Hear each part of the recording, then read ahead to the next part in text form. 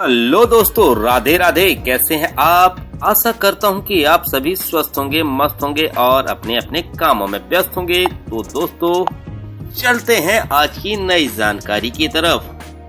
कर्ण का जन्म कैसे हुआ? विचित्र है यह कथा। धृतराष्ट्र, पांडु और विदुर के लालन पालन का पूरा भार भीष्म के ऊपर था। तीनों पुत्र बड़े होने पर विद्या अध्ययन करने के लिए भेजे गए। धृतराष्ट्र बल विद्या में, पांडु धनुर्विद्या में तथा विदुर धर्म और नीति में निपुण हुए। युवा होने पर धृतराष्ट्र अंधे होने के कारण राज्य के उत्तराधिकारी ना बन सके। विदुर दासी पुत्र थे, इसलिए पांडु को ही हस्तिनापुत्र का राजा घोषित किया गया।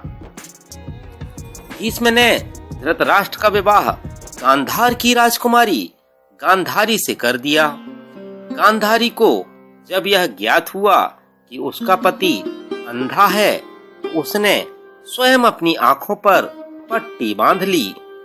यदुवंशी राजा सूरसेन की कुत्सित कन्या कुंती जब सयानी हुई, तो पिता ने उसे घर आए महात्माओं की सेवा में लगा दिया। पिता के अतिथि गृह में जितने भी साधु महात्मा, ऋषि मुनि आदि आते, कुंती उनकी सेवा मन लगाकर किया करती थी।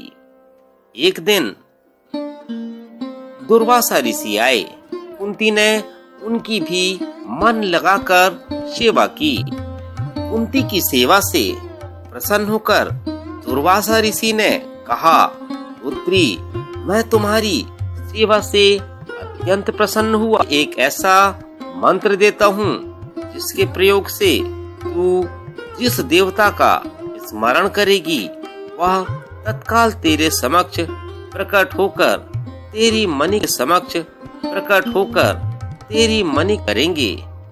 इस प्रकार ऋषि दुर्वासा कुंती को मंत्र प्रदान करके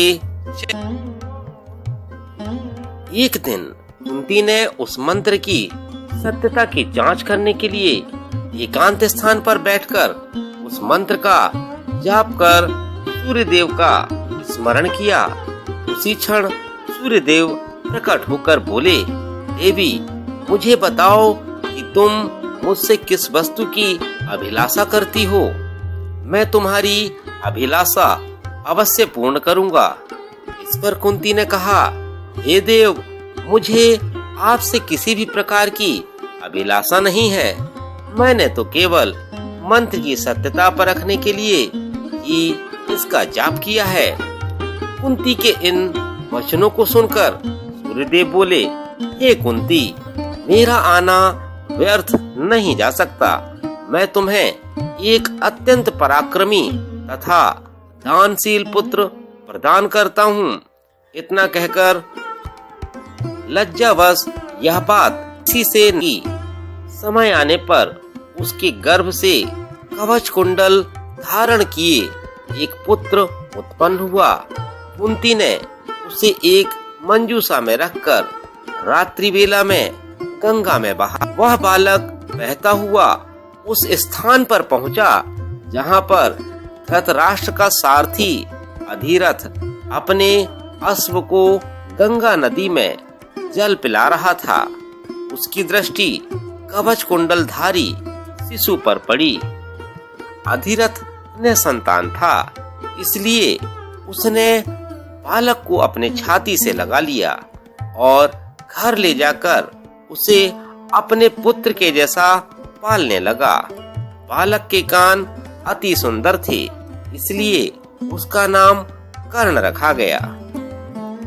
कुमार अवस्था से ही कर्ण की रुचि अपने पिता अधिरथ के समान रथ चलाने की बजाय युद्ध कला में अधिक थी। कर्ण और उसके पिता अधिरथ आचार्य द्रोण से मिले, क्योंकि उस समय युद्ध कला के सर्वश्रेष्ठ उस समय कुरु राजकुमारों को शिक्षा दिया करते थे। उन्होंने कर्ण को शिक्षा देने से मना कर दिया, क्योंकि कर्ण एक सारथी पुत्र था। केवल कर्ण ने स्वयं को ब्राह्मण बताकर परशुराम से शिक्षा का आग्रह किया। परशुराम ने कर्ण का आग्रह स्वीकार किया और कर्ण को अपने समान ही युद्ध कला और धनुर्विद्या में निष्णात किया। कर्ण को उसके गुरु परशुराम और पृथ्वी माता से श्राप मिला था। कर्ण की शिक्षा अपने अंतिम चरण पर थी। एक दोपहर की बात है, गुरु परशुराम कर्ण की जंघा पर सिर रखकर विश्राम कर रहे थे। कुछ ही देर बाद कहीं से एक बिच्छू आया और उसकी दूसरी जंघा पर काटकर घाव बनाने लगा। गुरु का विश्राम भंग न हो, इसलिए कर्ण बिच्छू को दूर न हटाकर उसके डंक को सहता रहा।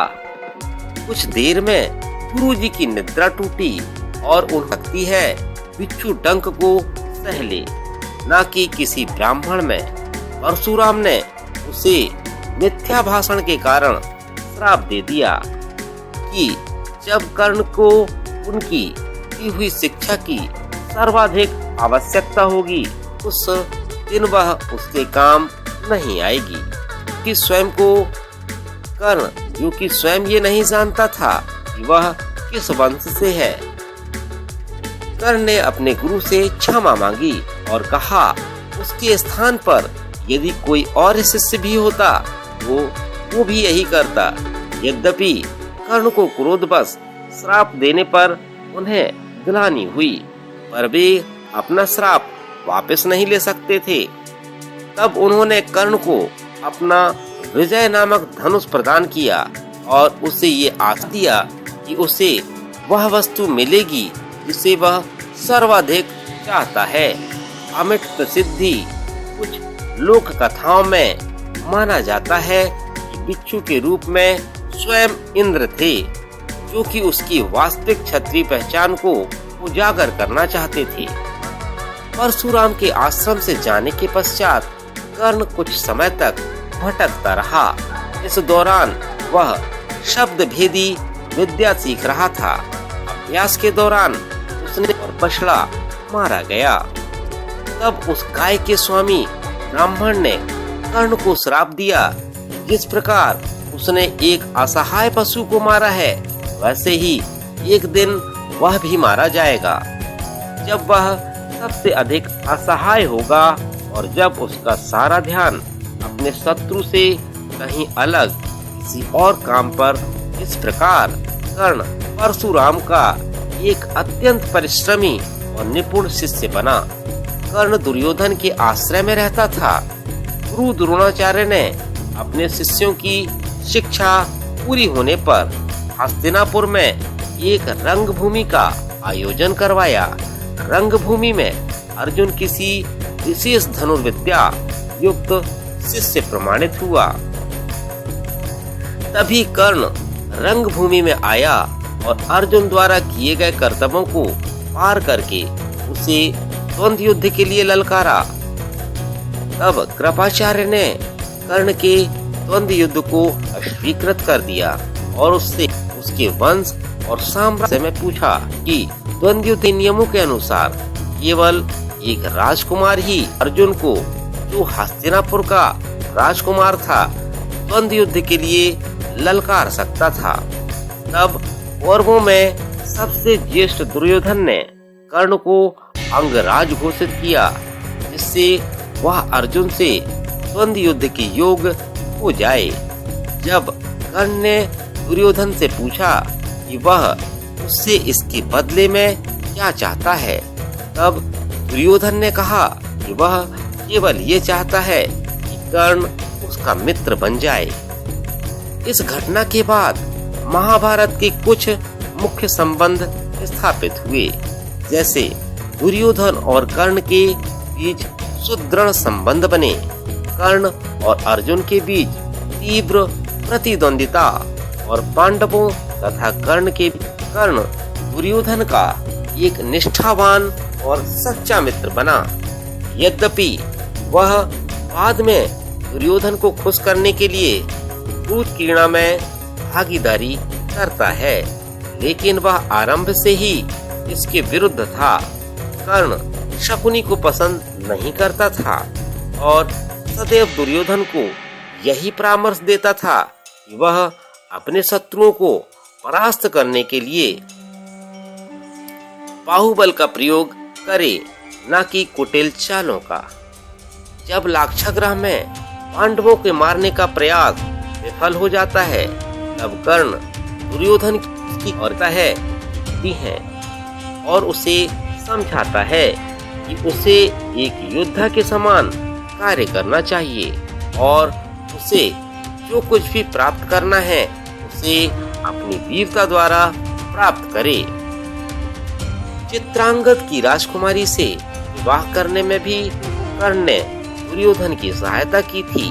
अपने स्वयंवर में उसने दुर्योधन को अस्वीकार कर दिया था और तब दुर्योधन उसे बलपूर्वक उठाकर ले गया। तब वहां उपस्थित अन्य राजाओं ने उसका पीछा किया, लेकिन कर्ण ने अकेले ही उन सबको परास्त कर दिया। परास्त राजाओं में जरासंध, शिशुपाल, दंतवक्र, शाल्व और रुक्मी इत्यादि थे। कर्ण की प्रशंसा स्वरूप जरासंध ने कर्ण को मगध का एक भाग दे दिया। भीम ने बाद में श्री कृष्ण की सहायता से जरासंध को परास्त किया, लेकिन उससे बहुत पहले कर्ण ने उसे अकेले परास्त किया था। कर्ण ही ने जरासंध की दुर्बलता को उजागर किया था कि उसकी मृत्यु केवल उसके धड़ को पैरों से चीर दो बांट कर हो सकती है। दोस्तों, महाभारत की यह छोटी सी कहानी कैसी लगी? आशा करता हूँ कि आपको ये कहानी पसंद आई हो। यदि कहानी पसंद आई हो तो कमेंट बॉक्स पर कमेंट करके जरूर बताइएगा, और इसी प्रकार की कहानी या जानकारी आप चाहते हैं तो बने रहिएगा चैनल पर। तो दोस्तों, चलता हूँ, मिलता हूँ फिर अगले वीडियो पर। मिलता हूँ फिर अगले वीडियो पर। तब तक सभी को राधे राधे, जय जय श्री राम। बाय, मिलता हूँ अगले वीडियो पर।